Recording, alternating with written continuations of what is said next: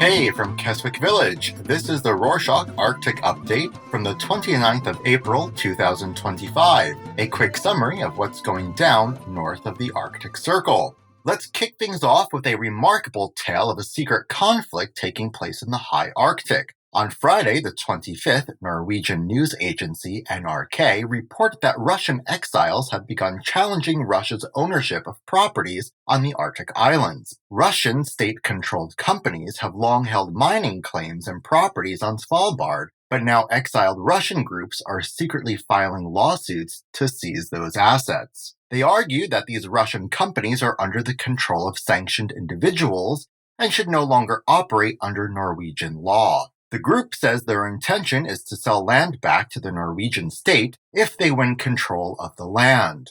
Norway's government is watching the case carefully, as any changes to Svalbard's legal balance could have major international repercussions. Denmark is also wary of its relationship with Russia. In the Arctic, on Tuesday, the 22nd, Troels Lund Poulsen, the Danish defense minister, announced that Denmark will spend over $600 million on the building and procurement of 26 new Navy vessels to patrol, respond to oil spills quickly, and survey undersea cables in its Baltic and Arctic marine territories. Denmark is very concerned about the Russian shadow fleet operating illegally in Danish territory, which has been accused by Finnish police of conducting sabotage operations against Finland repeatedly in the past 2 years, targeting undersea infrastructure. This funding will be used to upgrade Denmark's maritime defense to deal with a new kind of threat. Denmark is keen to show unity as well as strength across the Arctic territory. On Wednesday, the 23rd, the Danish royal palace announced that King Frederik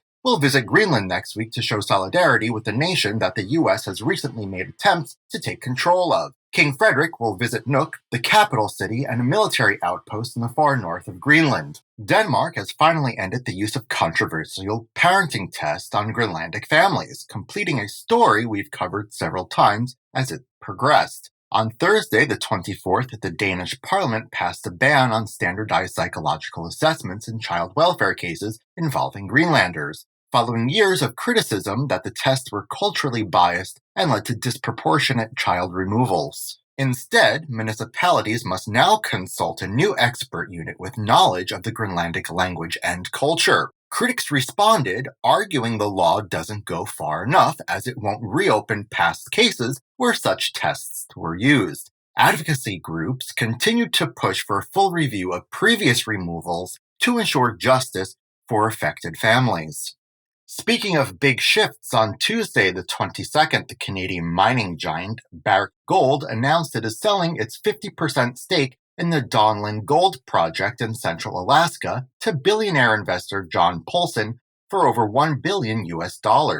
Even though both stakeholders say the sale is mutually beneficial, the mine has been caught up in legal battles for years over its environmental impact against the local native communities, so the mine has delayed beginning operations since 2022. If Donlin Gold is allowed to start drilling, it would instantly become one of the world's largest gold mines, but its location and a major salmon habitat could really hurt local people. There's controversy in Canada's mining industry too. On Tuesday, the 22nd, the regional government of the Northwest Territories announced it's giving over $10 million of tax relief to the 3 diamond mines located in the territory in order to ease their financial problems. The Diavik Ekiti and Gacho K mines have all reported large losses in 2024, with diamond prices at a historic low due to the popularity of lab-grown diamonds. Much of this money is controversially coming from the territory's carbon tax proceeds money, which is supposed to be paid for companies generating carbon emissions to fund emission reduction projects. Instead, the carbon tax fund will be used to keep the diamond mines operating in the hope that diamond prices rise soon. Mining in Canada can be used to improve lives of the residents as well. On Thursday, the 24th, the government of the Clinchon Native community announced they have signed a 10-year economic benefits agreement with the Canadian government regarding the giant mine remediation project in the Northwest Territory. The project is a massive environmental cleanup operation to restore the giant mine site, which closed in 2004, to an environmentally healthy state. According to the agreement, the government will provide about $1.5 million annually to the Qingchong over the next 10 years, which will be used for training and employment programs for the Qingchong citizens to help them access job opportunities at the project.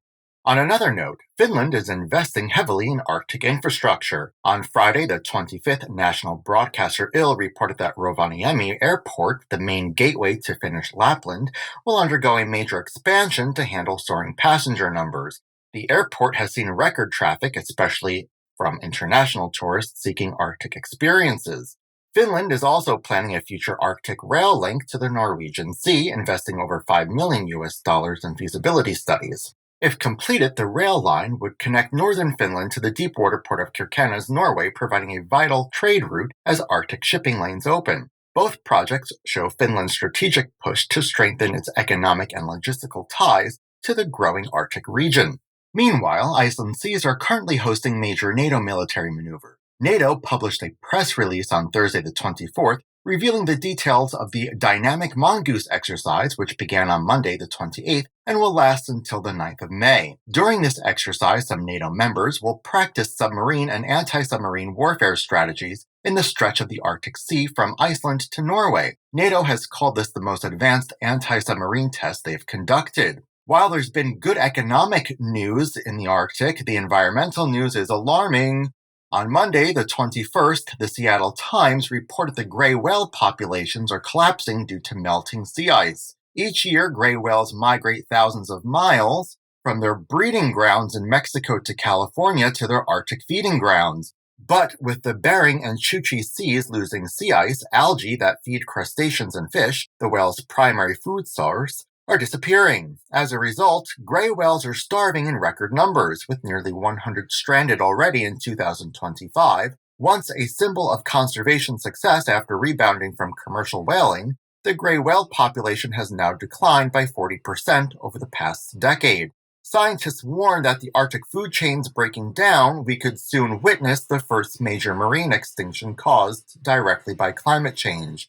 To learn more about this amazing species before it's a piece of the past, take a look at the link in the show notes. And to wrap up this edition, if you like podcasts, then there's some groundbreaking podcast news coming out of Arctic Norway. In a story reported by Norwegian state broadcaster NRK on Friday the 25th, NRK launched the world's first podcast to be conducted in the Kven language. The Kven people are a small indigenous group from northern Norway and Finland who rarely get any media coverage or attention. But on Saturday, the 26th, NRK published 6 episodes of the Kavaprati, where Tomivari, the Kven host, talks about the culture and heritage of his people, all in their language spoken by fewer than 10,000 people, an important milestone in keeping disappearing languages alive in modern age.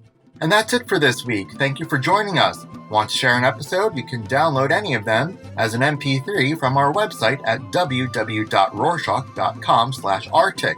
The link's in the show notes too. Moika!